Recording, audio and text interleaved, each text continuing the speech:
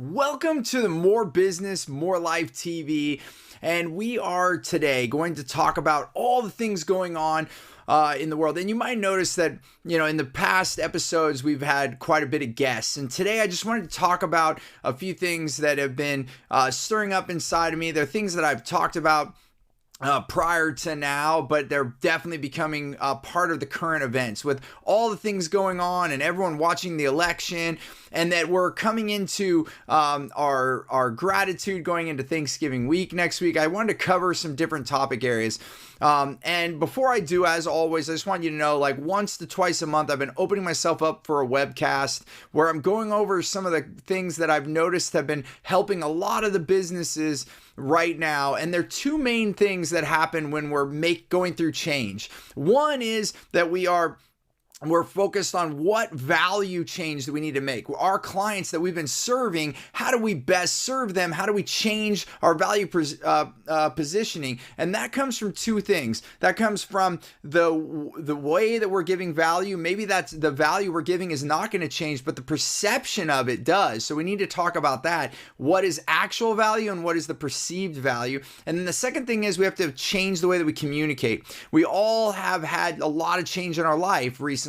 And the way that we communicate about things has to change, the words and the things that are most important. And so we go into depth in this, and I allow myself to be open for Q&A so that this way I get to spend more time with you. So as you're watching this episode right now and you're listening to what's going on, please comment. My team will be here to answer questions. And on top of that, give you a link to our upcoming webcast that we'll be having. I think they'll be after the Thanksgiving holiday. So just get the link and then go ahead and register. And then on to our topic for today is I really want you, there's something that I started saying years ago, I think a couple elections back, and definitely our last election, and a lot of crazy things and a lot of crazy communication back and forth and this polarization that's been happening. And I want to say something that I really do believe in. We need to stop worrying about the White House and start working on our house.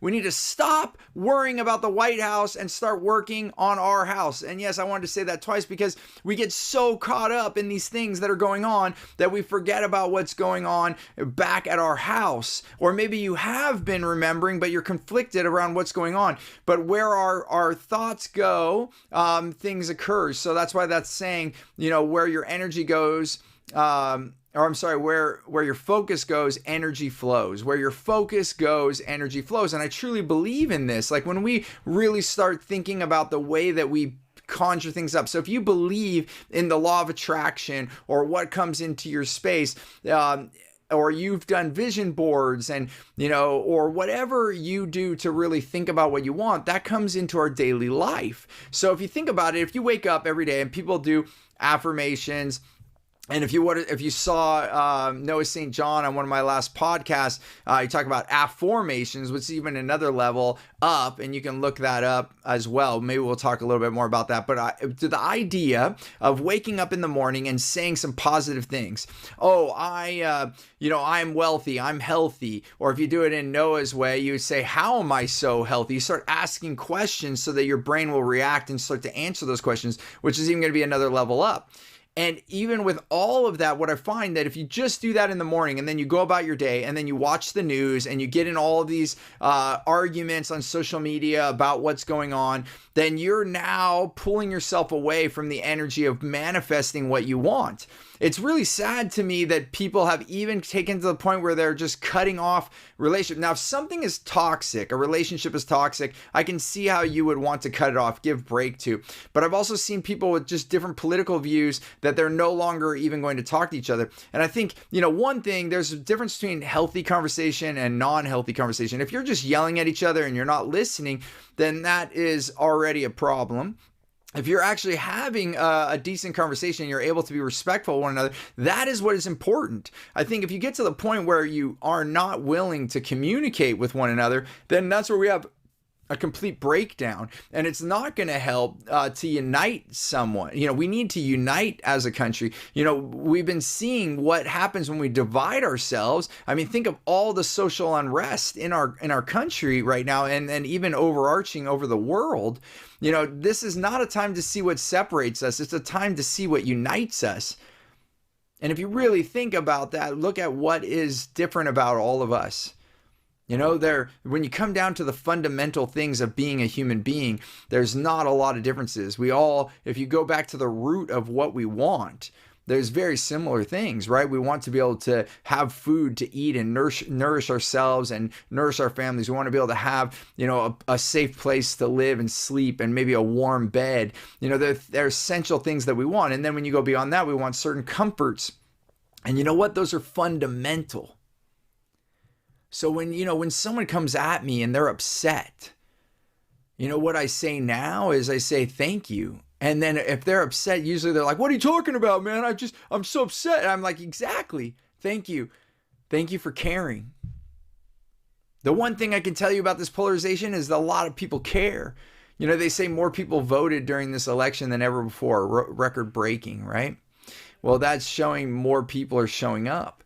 So whether they believe in the same thing that I do or not, what's great is that more people are being a part of the conversation. And that's what we actually want. We want more conversation. We want to have the tough discussions. I wish I remembered what company it was, but I just recently heard some audio recording of a company, and they actually ask in their interview, when's the last time you had a political or religious argument with someone?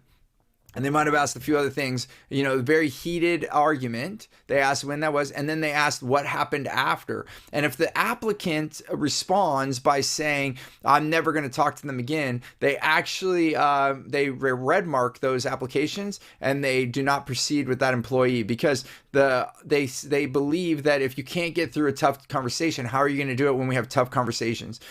So the merit of someone's, adult level of communicating, let's put it that way. And I'm not saying this to pick on anyone. I even have had it. I think, what was it about? I remember, I think it was about 7 years ago, I was in an argument with my wife and we were in the car and we were going to an event together and we got in an argument and then, and it was different than other arguments. And we had been working and spending so much money on personal growth, my wife and I, into ourselves. At first, I spent a lot of money on business growth, like learning how to be a better business person.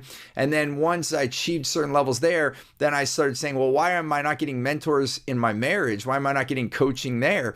And a lot of it comes around communication. And so then it did help me in business as well as in my marriage. But I remember pulling up into the parking lot at the event. We arrived and we had a heated argument and it wasn't over.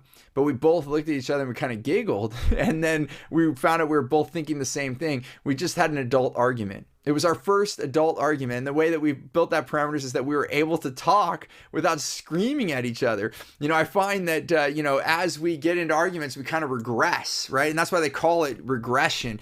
Psychologists will call this, right? You get triggered and then you regress down to a younger age. Have you ever been in a conversation and you're in this conversation and then all of a sudden you say something that when you think about it later, like when you finally calm down and you move on, you say, oh my gosh, I could have said this, I could have said that. But that's the full age of you. When we get triggered or we're having something that we're having a reaction to, we can actually become our younger self. And then we don't have all of our adult words. And then we get into an argument. And then that's why it can seem childlike. Have you ever watched some of these humiliating, really, videos of people in an argument and they look like little kids fighting? And that's because they're probably regressed. And so the simple way that I handle this is when someone comes with that kind of level of energy, then I always say, thank you, going back to the thank you. And then they get more adverse. They're like mad that I'm thanking them. They think I'm mocking them. And I'm like, no, I'm serious. I actually am glad that you're so passionate about this, that you care so much. And they're like, you're right, I do care. And then it starts to calm them down. And then I'm like, well, what do you care about so much? And we have to get to the root. And so now let's go back to the conversation. How do you get to the root of what someone wants if you don't ask questions? If you're not able to have the conversation, we're at a loss. If I'm saying blue and you're saying red, and then, or I'm saying red and you're saying blue, whatever the colors are, maybe I should use different colors. Blue and red came up, but I actually didn't intend to use it as far as the state colors in our election. But if it's purple and orange, or if it's green and yellow, I don't care. Whatever it is, whatever difference you're having in the conversation, then the thing that matters is that we understand the fundamentals, the underneath, the roots between. So if you look at a tree or you look at any kind of plant, there are all these roots that allow it to be the way that it is. What are those roots? What's going on? And the only way to find that is through asking questions and getting down to the basis of it. So if we have a breakdown in communication, then thereby we're not allowing ourselves the ability to have a conversation and find out what that is. And then thereby we break down. We have communication breakdown. It's this is not a good thing. It's not, doesn't allow us to help propel forward, to see our differences and to allow for change, because then maybe we can see, oh, this person wants the same thing I do, but they're just using different words and I was just confused, and maybe we can meet in the middle. Or maybe we're not going to meet and we have to understand that we're in a disagreement and we're not going to see each other that way, and we can still move forward. In my life, I've been with many people that have different political views, and maybe it's not political, maybe views about other things. I was able to still have sometimes a meal with them if we were at an event together, or even people coming to my house. Like all the guests that I've had at my house, they didn't always believe in everything that I believed in, and I learned from them as they learned from me. It's a time where we can actually find out about each other. So I wanted to get that out there, and I want to go back to this fundamental thing that I just said. We have to stop worrying about the White House and start working on our house. Because when things get too big and too out of hand, we have to come back to the small. Anything small, things that are small usually grow, and things that are too big, they start to pass on. And as we go through this thing, how far does anything go? And what we need to focus on is our own family and what we're doing and what's going on in our neighborhoods. And, whatever you believe politically, I do believe that we need to watch what's going on in our home, what's going on in our local, and even at a governmental level, like what's going on in the local government, what's going on there. And we need to stay. Change is going to happen, like anything else in the world, is going to happen in small steps. And we've got to focus on what we can do. Because if you sit there and you worry, this goes back to if we worry about the White House and things that maybe are out of our control, maybe things in the outcome are going to come to the way that you want, and maybe they're not. But if you sit there and you worry about the things that you cannot take control of, then that is going to cause all kinds of energy depletion in your life, in your family's life, in the people around you that are not going to be useful. Right? So if I focus my energy on watching the news and all these things that could get me depressed, which very easily will, if anybody watches the news, you're probably going to get depressed no matter what you're looking at. It's just not, and it's built that way. Television itself, I came from the film industry. I went to film school. It's all about conflict and resolution. We want to create conflict, and then hopefully there's a resolution. In news, maybe it doesn't resolve for a while, which that leaves the tension. So then they keep you watching. It's like a soap opera, right? Will Justin get out of the hospital? Will Vince and Rebecca get back together? Whatever that is, they're masterful at getting you to watch the next episode and stay in, right? And this is where, shows that are really successful get you to go watch the next show, whether they make you wait a week or you binge watch. They're masterful at getting you to that next episode, getting you to the next show.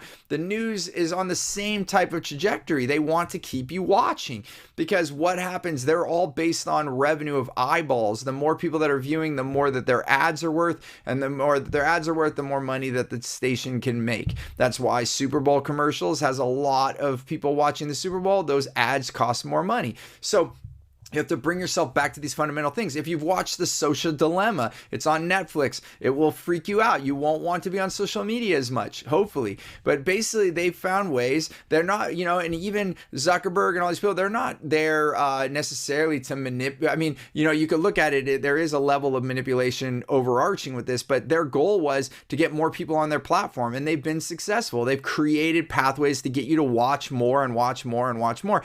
And those algorithms have created a perpetuation. I won't go over this. You can watch I won't go much further on this. You could watch that documentary. But the idea is that they found new ways through new technology to keep you watching, to keep you alert and keep you on there. And then the more people on their platform, which is like the old days, that's a television station or a radio station. If you're on Facebook, LinkedIn, Instagram, any of these things, whatever one's keeping your attention, that is like a station, right? And that takes us away from our life. So what I'm trying to get as I'm going through this rant here, I hope you're getting something from this, is that we need to come back to us. That's what I want you to do. What do you want? What would you like? And then bring yourself into a space where you can start creating what you want. Because we can look at dark and light, and that's why, like, I'm not big on resistance. You know, people say we have to resist. We have to fight for what we want. And you know what? I used to be a fighter. You know, I used to get in fights in school. I used to, and definitely I do believe in like going for what you believe, but it doesn't have to come through the fight. It doesn't. In fact, what I've looked at, the lost energy that I had when I put myself into fight, and I'm not talking about always fist fights, although when I was younger, you know, when I was a kid in school, maybe it did come to a physical altercation, but most of the time it was verbal. And definitely in my adult life, it's verbal things. And now I just move away from that. I actually want to be calm enough to have an adult conversation, going back to what I was saying earlier. And then what I don't want to do is resist. Because if you look at something that you don't want in the world, and if we believe where our focus goes, energy flows, then if I'm actually adverse to something, I'm like, I don't like that and I want it to stop. Now I'm putting my focus on that. My energy is flowing there. I'm actually putting energy towards, let's call it the darkness. If that's dark for you, if it's something you don't want, that's like the dark. And let's say the light is what you would like. So now if I believe that if I'm focused on the law of attraction, then the belief of that, if you believe that, then putting your focus on what you don't want is not going to suit you. It's not going to actually empower you. What we want to do is put it on the light. And in fact, if we actually use the light and dark analogy, then as we produce more light, the darkness will just go away. So if we all collectively start focusing on what we want in our household, start with you. What do you want? Then what does your family want? Then what does your neighborhood want? What does your town or city want? You know, do you know your neighbors? I hope you do, but I know some people, we've gotten so removed. We go to our little house, you go in the, or your big house, and you go and you have your gates around there and everyone's staying apart, you know.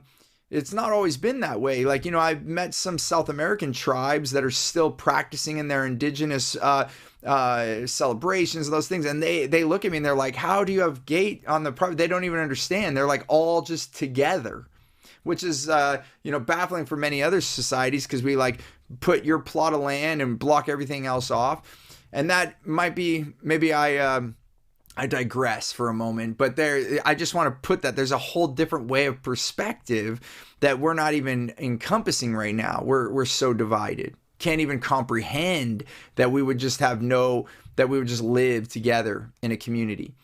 But that's what we can do if we actually understand. So I know I've said a lot of different things, and in the next few minutes, I want to bring all this together. So if we want to have what we want, then what I would propose to you is you can just try this out. If it doesn't work, you can go back to watching the news and being upset and yelling at each other, or maybe you're not yelling, but you're just bottling it up inside and you just feel crappy and you're getting depressed because of the way the world's going and it's not going the way that you want. If we want things to go the way that we would like to see, then we just need to start creating that. And you might say, well, I'm just one person. I'm one man or I'm one woman. How am I going to make a difference? I used to think that too. I used to say, how can I make a difference? But one by one, you make a difference. One by one. If you want to eat a pizza, you don't put the whole pizza in your mouth. You're gonna choke. You're not even if it's the best pizza in the world, you're going to not want to have it. You're gonna be it's gonna be in your mouth. You're gonna be wanting to breathe. You're not gonna care about the pizza any longer. You're not gonna care about the taste. You know, that comes back to one step at a time. But if we want to eat that pizza, we can have one bite at a time. And that's what we need to do now in change. If we want to make change, we have to do it one bite at a time. And it starts at your house, not at the White House. Not at the White House, it starts at your house. What change do you want to make? And then you start implementing those things. And then you start asking good questions, communicating with your family, communicating with your neighbors. What is it that they want? And then find out, because I'll bet you that more of it is the same than is different. But we're not going to have that conversation if we keep fighting. We're not going to be able to even get there because we're going to feel so adverse, so divided that we're not even going to get there. So if you want to make change, we've got to start with what you want. And then we've got to start asking more questions for yourself and for your neighbors. And we need to start focusing on what you want instead of what you don't want, because you're going to deplete your energy going for what you don't want. You know, let's just even take it to a physical thing. Like, let's say you're driving on the road and someone cuts you off in the car. They like cut you off and you can get angry and yell. And I've done that before. I've gotten upset when I was younger, and I realized this is not very useful for me. This is not helping me. In fact, it's hurting me because my energy is going down. I'm like, whoa, you're now upset with someone else. You're letting that person take control of your energy. You're losing energy. Often we think that in life, time is most valuable, and time is valuable, but really what's the most valuable is energy. If we don't have energy, then what do we have? So if you have all the time in the world, but you have no energy, you know, if you're sick or something happens, then you're losing energy. But you're also losing energy in other smaller ways that can become really big. If you're driving along on the freeway and that happens, and then you start yelling at someone, you're expelling all this energy, and that person could care less.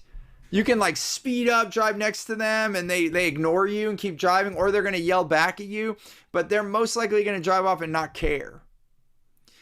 You know, but if you actually said, oh, I guess that person's in a hurry, you slow down for a second, really what's happened, right? Now, it's a shame that if there's somebody driving reckless on the road and they're endangering you and your family, but what you best can do is just slow down, let them go, and then move on with your day. You're going to have more energy. And what's most important, if you're there with your family or you're going to work to do the good deeds in the world that you're going, or maybe you're going to buy groceries, whatever it is, we can have more gratitude in our life. You know, energy matters. You know, it really, really does matter. Why do you think grandmother's cooking always tastes the best? You could have grandma's recipe, and we talk about it often with people, and they're like, I have grandma's recipe. It never tastes the same as hers. Because you know how much love she was putting in that? Right? It's different.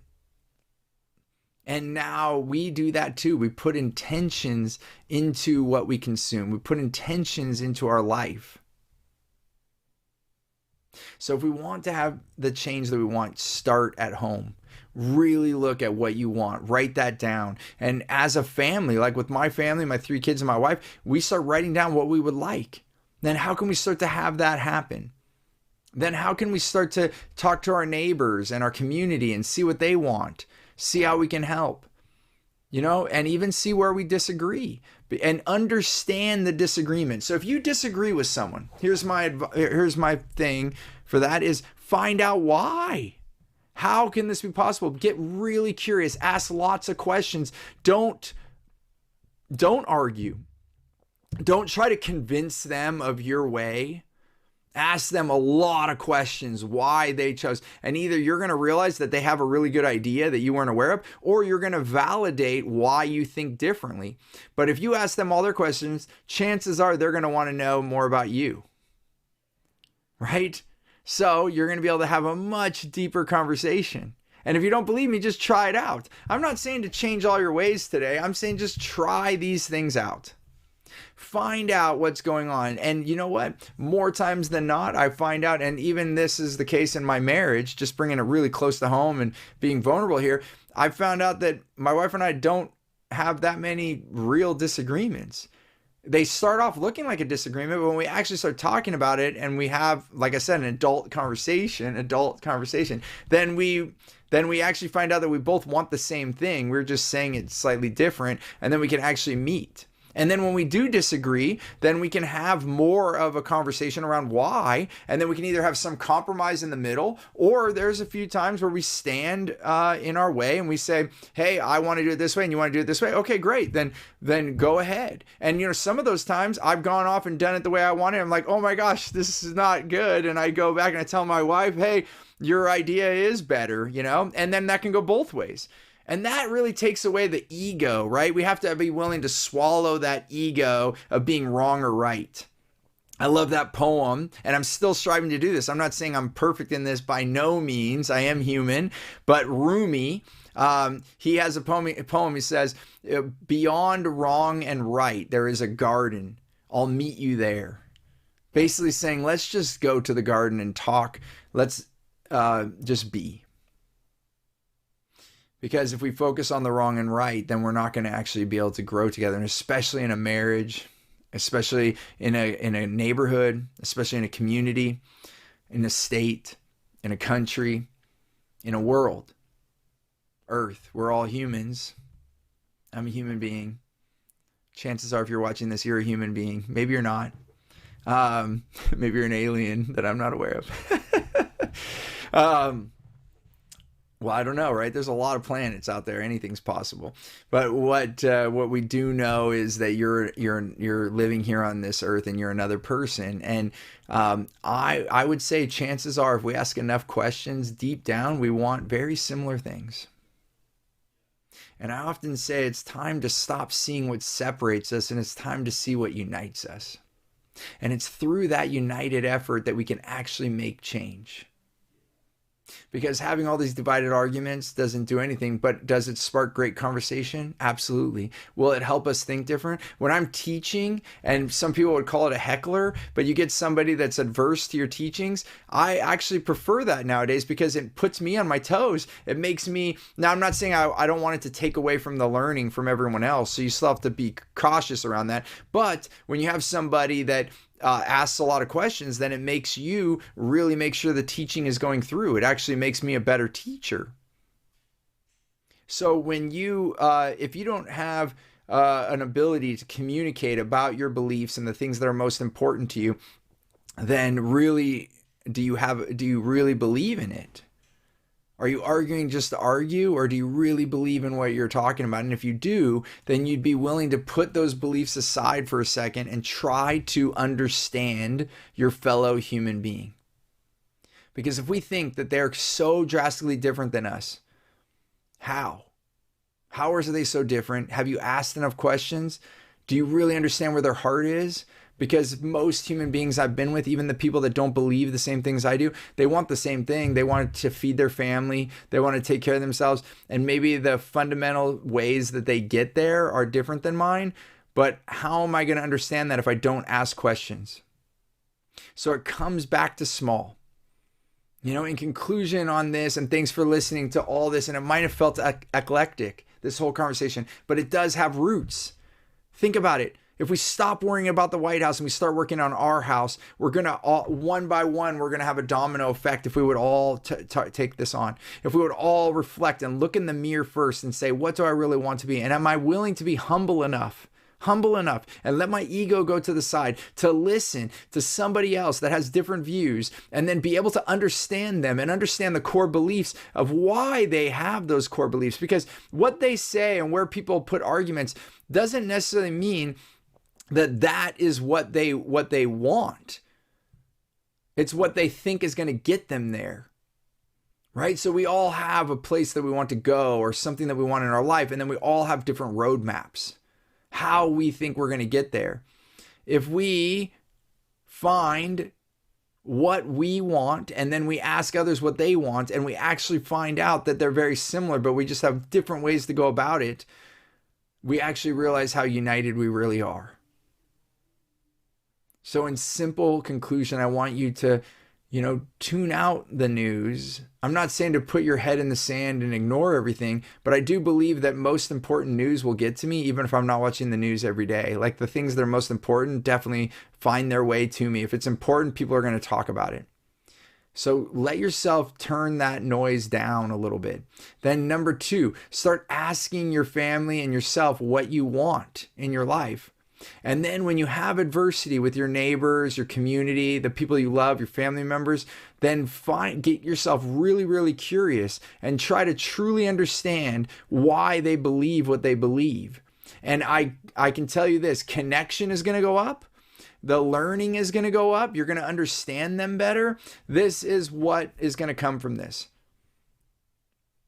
And I'd really love to hear your discussion points. So please comment, let me know what the thoughts are around this. If you agree or disagree, if you've tried something like this before and it didn't work, please let me know. I want this to be an open discussion. As I just said, I'm okay if we don't all see eye to eye on this, but let's have a real adult conversation. Let's be kind to one another and find out what these things are that make us think that we're so different when really there's a lot more that unites us than separates us. So please calm down enough to have a conversation and find out what the other person really, really wants. I hope that this has been helpful for you. I hope that this is giving you new thoughts, and I hope that you can find a peace of mind as you navigate through all of the crazy things that have been on television and all these things. So go out there and remember, choose gratitude first and foremost, and then create freedom. And I really do believe that it's in your gratitude that you will find your freedom. So choose gratitude, create freedom, and we'll see you next week on the More Business, More Life TV. We're every Tuesday at 2:15 Pacific time. Thank you so much.